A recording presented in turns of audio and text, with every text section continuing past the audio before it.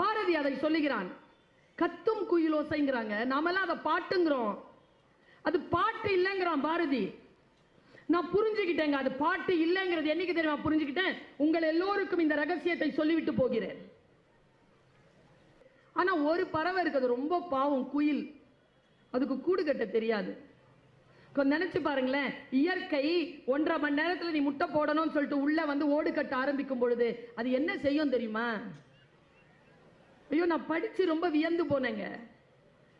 ஆண் குயில் இருக்குல்ல, அதனுடைய உதவியோடு போய் ஒரு மரத்தில் உட்காந்துக்குமா பெண் குயில்.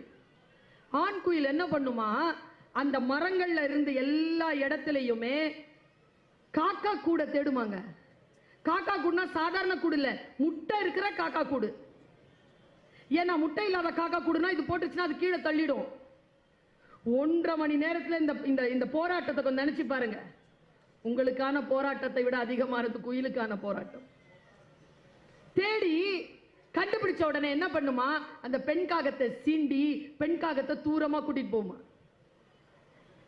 அந்த டைம்ல இந்த குயில் இருக்குல்ல, பெண் குயில் வந்து முட்டை போட்டுருமா.